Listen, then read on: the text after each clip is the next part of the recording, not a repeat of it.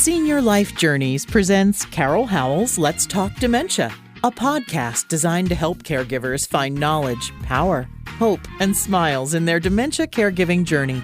Welcome to Let's Talk Dementia. Here is your host, best-selling author, Carol Howell. Hi caregivers, I'm Carol Howell and this is Let's Talk Dementia. Thank you for joining me today, again in the COVID virus time. Have you got your face mask? You know, now they're saying we should wear a mask if we're out among other people, not necessarily in your home or even out going for a walk if it's just you and whomever you live with. But if you're going to be around other people, like in the grocery store, at the gas station, or the drugstore, which are about the only places we should be going, you need a face mask. Okay, now try finding a face mask. That's going to be your challenge because even the hospitals are having a shortage of face masks. I'll tell you what I do and what I have done on the one time I went to the grocery store. So I took one of my pretty scarves, and I do love scarves. You've seen me wear a bunch of them. And I put it on. I put it over my nose, over my mouth, over my ears, exposed my eyes. That might be good so I can see, right? And I tied it in the back, and it made a mask for me. Now, it's a little bit hard to breathe out of, but so are the masks. If you've ever tried wearing one of those masks, you discover, man, I can't breathe worth a flip in that. But it's also better than nothing. If you don't have a scarf, a bandana, or even just a piece of cloth that you might have something that you can put around your nose and your mouth, tied in the back, or get around your ears to loop it. I had to kind of hold it in place a little bit while I was picking up a few needed items at the grocery store. And that's okay. Don't mind. Came home and washed all my groceries. Are you guys doing that? I mean, I washed everything. If it comes in a plastic container, comes wrapped in plastic, or if it comes wrapped in a box with my hands that I've cleaned, I open the box and I empty out whatever's inside without touching that item. So I've cleaned an area in my kitchen that I call my clean side. I opened up the cereal. I dumped out the bag that has the cereal in it because that bag's not been touched by human hands. It's been off factory. But the box has been touched by several people.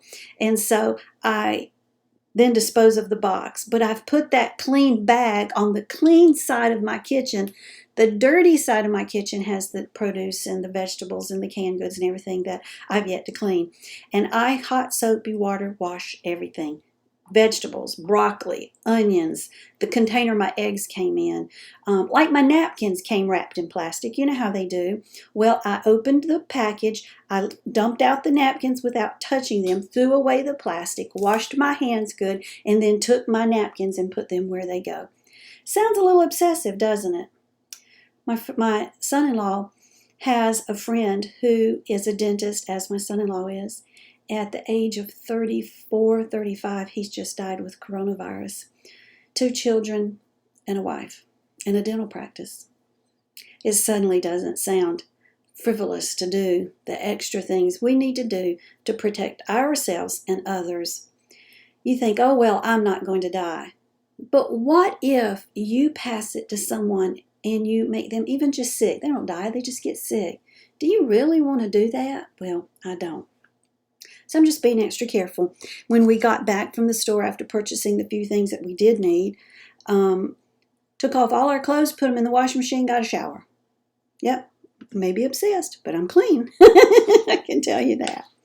Well, I wanted to share with you a bit of an email I received from Katie. Now, Katie's in London, and she's written before. We've had a couple conversations, and she wrote back with an update on her dad. And I wanted her just to read you a little part of it. She said, I wanted to update you as it's been a bit of a whirlwind with my dad over the last week or so, no doubt made worse by all of what's happening in the world. He got lost a couple of times and lashed out at his caregiver. I had organized this caregiver previously, and he enjoyed spending time with her, but now he was angry. I went home last weekend with my boyfriend, so a risk assessment could be carried out for him to go into respite care on the proviso that the government wants all elderly to be looked after and safe, so he has to go into a hotel. He has a mini bar, so that made him happy. And I'm pleased to say I took him on Tuesday with everything I could squeeze into his suitcase, as well as a bottle of red wine for later. He made a new friend and seems to be settling in really well, thankfully, although because of the virus, no one can visit. Yesterday, the doctor called me to give me the diagnosis for Dad. They believe he has dementia with Lewy body. It's also called Lewy body dementia, which explains the stories he has been telling. And in particular, last week, he had seen the army patrolling his street as well as the police. Okay, let's talk about Lewy body dementia. Now, back up a minute. With her dad, he is not very far along in the process of his dementia, or we certainly would not leave him with a mini bar and a bottle of red wine. I don't care how much he enjoys it, because what we don't want is someone with advancing or advanced dementia intoxicated. That is seriously not a good plan. But he is early on enough in the process of his disease that she feels like he can monitor what he drinks. And I hope she's right, because we don't want him drunk. But I have this wonderful book. Have you guys heard of it? Mama is Confused, and So Am I. And it's written by who? Carol L. Howell, Dementia Specialist. That's me. And I want to read to you from my very own book about Lewy body dementia. Lewy body disease.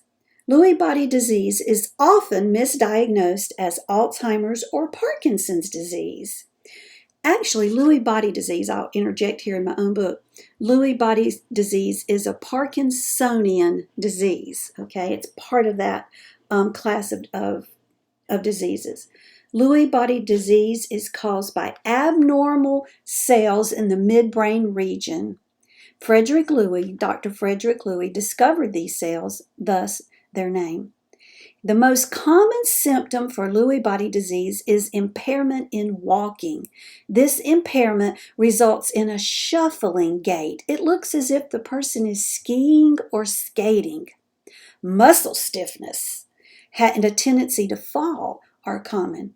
Visual hallucinations often occur and are predominantly focused on children, insects, and sexual activity. It is more common for someone with Lewy body disease dementia to experience difficulty making good decisions. While dementia may be a result of Lewy body disease, the inability to remember is not the first symptom. Now that's important, because the first symptom of Alzheimer's disease is the inability to remember. It is not the first symptom of Lewy body disease. So when I talk to people and I go, what is the very first thing that happened that made you think your dad had a problem or something was just not quite right? And if they go, well, he started walking really strange. Well, when you notice this, did he have any problems with memory? No, he didn't. Well, that will tell us it's probably not Alzheimer's. The problem with memory on Alzheimer's hits first thing. Before any other problem, we start forgetting things. With Lewy body disease, it comes later. So it's important to know what's going on with your loved one, what the first symptoms were, and what kind of dementia that they have, because we want to be able to react properly. And if there are medications that can help, well then by George, we want to do that, right?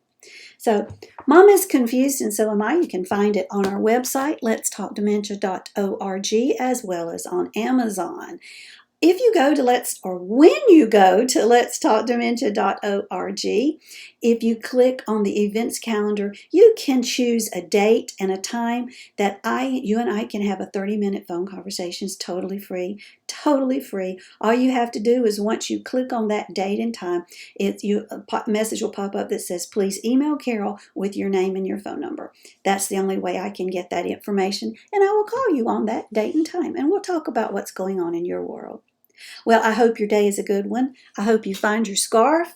If you don't have masks, find your scarf. Make something that will make you look like a ninja when you go shopping.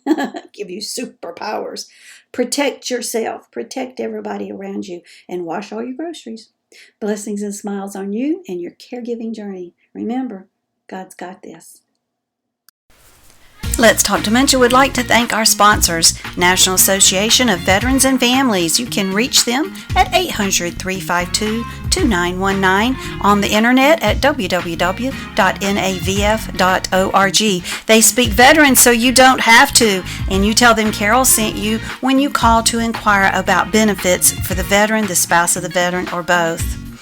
Editor Beth. You can find Miss Beth Crosby at editorbeth.com. She is amazing at looking at what you've written and making sure it represents you well. Find her at www.editorbeth.com.